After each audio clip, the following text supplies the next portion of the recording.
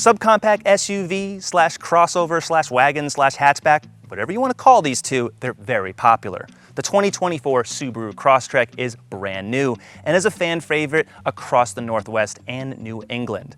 This one, the Kia Seltos, is refreshed for 2024. It's a relative newcomer and is promising a lot of technology and power for the size. Which one is better? Let's find out. The Crosstrek is in its third generation. It's all new for 2024, even though it looks just like it did in 2013, at least to my eyes. The Seltos is a light refresh since its 2021 debut. You'll see those changes in a minute. The Crosstrek is the one that's very, very popular. The Seltos is the upstart and it's gaining some traction. The cars I'm driving are the uprated versions, so you get a bigger 2.5 liter flat 4 on this Crosstrek Sport for more horsepower than the base versions. On the Seltos, the SX gives you the 1.6 liter turbo 4. This one has more power and more torque, and for 2024, it's making 20 more horsepower than it used to. 8-speed automatic on the Kia, a CVT on all the trims with the Subaru. However, the Kia comes with a CVT on the front-wheel drive versions, and front-wheel drive? Not even offered on the Crosstrek. It's symmetrical all-wheel drive all the time. Fuel economy? The Subaru wins. Even though there's almost the same amount of power, this one is so much better, especially on the highway. So if you're getting the Kia, be prepared to pay more at the pump. The Seltos has that sporty European hatch vibe going for it. These special 18-inch wheels, they're two-tone. SX trim gives a lot of extra features, especially these LED lights. Those are new for 2024. They've got a different pattern front and rear, especially in the back. I love how they connect to the Kia logo, and that Kia logo looks a lot better than it used to. Already, this car is looking richer, even though it's not. It just looks a lot better than it ever used to. And now for 2024, you have a few new colors on the inside, but aside from that, the Seltos doesn't really need to impress anyone that hard. It's a clean design, it's upright, it's actually going to age a lot better than a lot of other Kia designs that are looking trendy. This one is actually just pretty good, and off-road, it's got a 28-degree front approach angle, which is 10 degrees higher than that Subaru.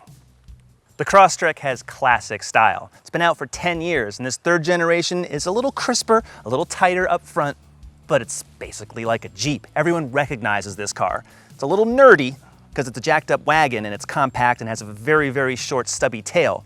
But that's the whole point of this car. That's why it works so well inside, especially off-road and when you're driving. I'll show you that in a bit. But what's the real changes? Well, the Sport model now has yellow accents on the front, on the side, and this green paint, that's an extra charge, but it looks very trendy and it blends into the woods where these cars often roam. Elsewhere, the grille's slightly different, the headlights are a little thinner and crisper, the back is basically identical. You really need to be a Subaru fan to know all of the tiny differences, and even more so when you go inside the car. But this car, it's lifted, it looks like it's more off-road ready than the Seltos because it is, straight up from the factory. I've driven these cars in some very harsh conditions.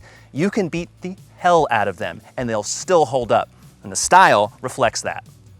The Subaru on the outside is 4 inches longer, and the wheelbase is about 1.5 inches longer than the Seltos. But that does not translate to more space inside. Look at these numbers. The Kia is beating it by a wide margin, whether the seats are folded or they're not. Compared with the Subaru, this is a more inviting interior. It's got softer leather, it's got a nice D-shaped steering wheel. It looks a little bit sportier, a little bit more Mercedes-like, and that's a very good thing because it's not Mercedes priced. The Seltos has a European car vibe. It's slicker, it's sleeker inside here. The use of colors and even the plastics are of higher quality than the Subaru. It does look newer. Compared to that Subaru, it feels airier in here. Taller roof, there's like about 1 inch more legroom. These are small things, but it does feel roomier. This is a new Subaru Crosstrek, a new generation. But everything else aside from this screen looks basically as it was for the last 10 years. What Subaru considers new and what I consider new are two very different things. What they mean is a new 11.6 portrait touchscreen. That's impressive. But the rest of the interior, from the steering wheel to the gauges to even the window switches, this looks like it did 10 years ago, even older. But that's what Subaru owners want. They want tradition and they want something that just works. I can make fun of how old this car might look, but this is the more comfortable seat by a long shot. It feels more like a car. It's snugger, but it's not tight. This is the car I want to be sitting in on the long highways, where the Seltos is just not.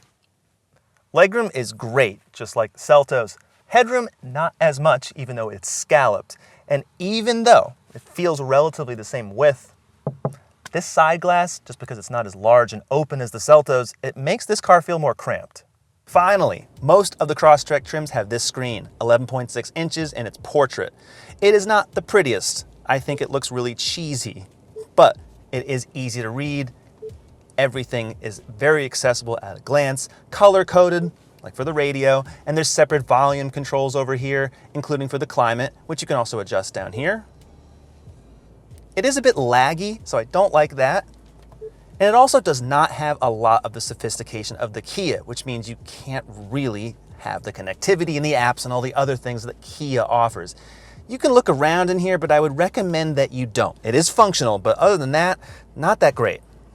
Stepping inside the Seltos gets you modern technology, like this infotainment screen that's 10.25 inches, not as big in real estate as the Subarus, but it's got maps, it's got live traffic, wireless updates. It doesn't have wireless Apple CarPlay. That is still missing. You have to get a wired connection on other Hyundai and Kia models. It's not available here. But aside from that, it's got other features, like a sound mood lamp that will basically colorize the ambient lighting, kind of like the original Kia Soul did. That's a gimmick. Other parts of the screen, much easier to adjust, such as the driver assistance settings. All the menus and submenus, well, not only do they work better, not only are the typefaces easier to read, it's just easier to work and adjust. Even up here, if you're missing what's happening, you can scan your smartphone with this QR code. It's not the same as having the owner's manual on the actual car itself. You have to spend a lot more money for that, but this Kia system is just better laid out, it's better thought out. This slow acceleration and all the noise is what makes a Subaru a Subaru. Listen, I will drag Subaru all day for their engines that are not turbocharged because they're not very good. Now, the Crosstrek is supposedly quieter inside. There's more noise insulation. And that's nice when you're on the highway not getting on the gas, but anytime you have to, it's just because of the combination of the CVT and the fact that there's not a lot of low-end torque. The needle is just pegged all the time. And there's more torque than there used to be, and it arrives 700 RPM sooner. That's significant, but by more torque, I mean 2 pound-feet. So you're not going to really notice that, but more in the delivery on the tachometer earlier in the range is better. But compared to the Seltos, which is making peak torque and more of it at significantly lower RPMs, that's why that car responds so much better. What's immediately apparent once you're up to speed is how much more comfortable these seats are. Even just the driving position. I'm up just as high as I would be in the Seltos, but the seat is actually lower. That's how it feels to me right now. So I feel like I'm more in a car, a higher riding car, more enveloped in the seat and a part of the car than riding on top of it. That's what the Seltos is like. And the fuel efficiency is where the Subaru engines do excel. 33 mpg highway, even with this larger engine. Versus that Seltos, yeah, you're getting a bit more power and torque, and certainly better power delivery, but you're paying way more at the pump. Way, way more. In past Crosstreks, the steering was never a high point. And by that, I mean kind of felt loose, a bit disconnected from the car despite how small it was. Didn't really steer with the type of feel and precision that you'd expect in a smaller car. Now, there's an electrically assisted power steering rack that's adapted from the WRX. That's what they say on the spec sheet, but even just turning it just a little bit, just slight corrections, already it's reacting a lot better than what I remember. That doesn't mean you're going to find sporty driving modes. The only thing you have is a throttle control, which just kind of makes it louder. It doesn't actually give you any more speed. So that's pretty much useless. But the steering weight is as it is. It's light, but I actually feel like I have a little bit better turn-in than the Kia. That's very surprising. Subaru has also retuned the suspension on the Crosstrek, but if you push it in corners on pavement, you're always going to notice more lean. It's a much taller riding vehicle. We're 8.7 inches off the ground. You got to remember that.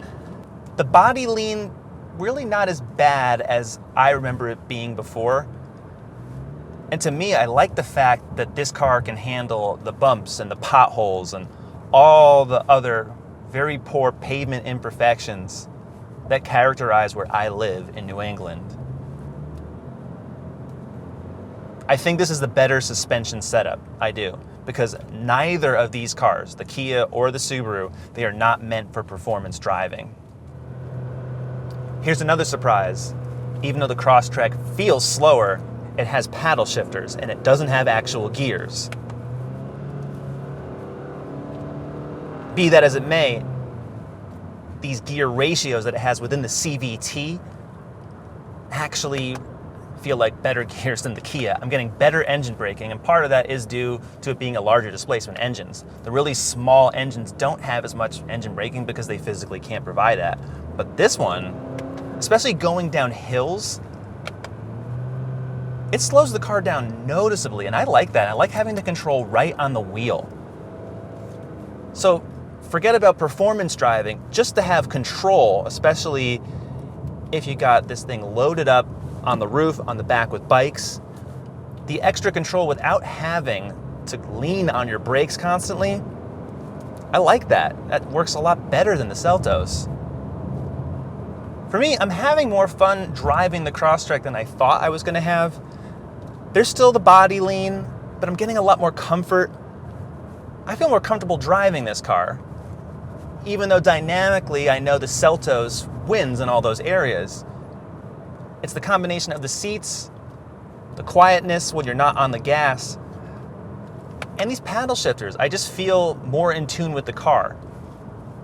To me, I would rather give up some power, some sporty acceleration for a better ride, more off-road capability, a superior all-wheel drive system, because Subarus are really unstoppable. They truly are. That's not just marketing hype. It is what it is. They've been doing this longer than anybody in the passenger car segment. So you're not going to have fun in the corners. When it comes time to stopping, Subaru has upgraded the brakes for 2024. Larger rotors and ventilated rotors out back. Pedal feel still a little bit soft, a little softer than the Kia, but overall satisfactory. There's definitely more speed in the Seltos. The Subaru doesn't have much. It's all that lower end torque, and then of course a little bit extra horsepower. Even though this is a smaller engine, the turbocharger really matters. The Subaru also can't do this.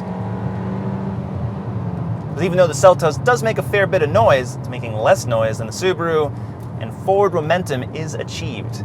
Subaru's made some great strides in that department, but still, their cars are just, especially in the top trims, they're so slow. I really wish they weren't like that. Props to Kia for putting in a powerful engine in a small car for those who want it. I'm one of those people. This is definitely the sportier car, by far.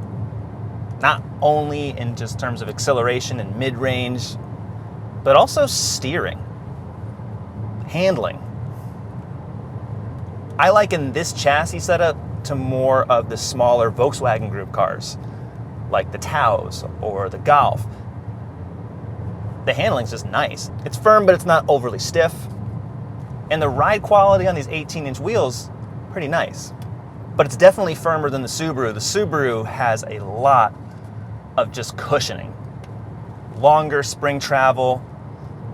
It's cushier on trails than this. I wouldn't take this off-road at all, even though the approach angle on this car is actually 28 degrees. That's pretty impressive, versus the Crosstrek's 18. That's all up to the bumper design. But there's really no off-road pretensions. Even if you get the new X-Line trim for 2024, that's still not getting you the same level of performance as the Subaru. The only thing this Kia can do is lock the all-wheel drive, so it's 50-50 front and rear, and that's the only trick it has.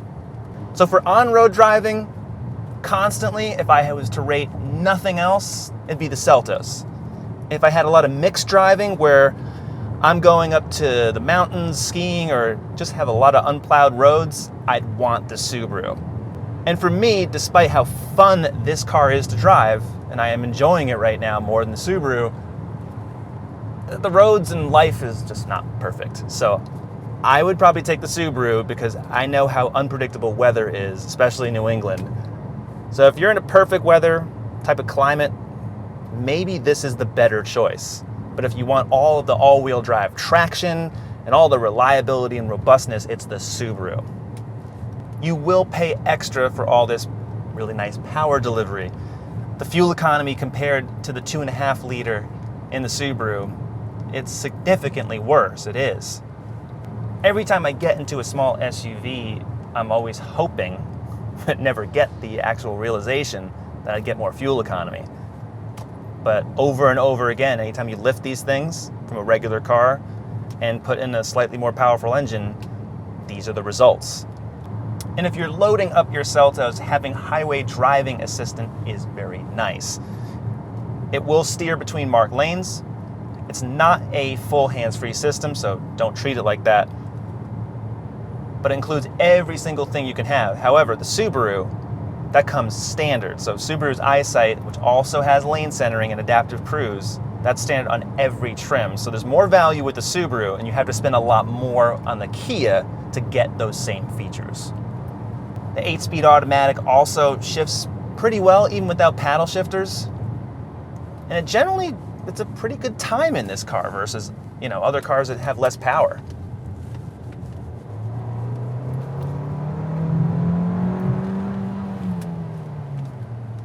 Sounds like something's gonna break, but at least you're moving rather quickly.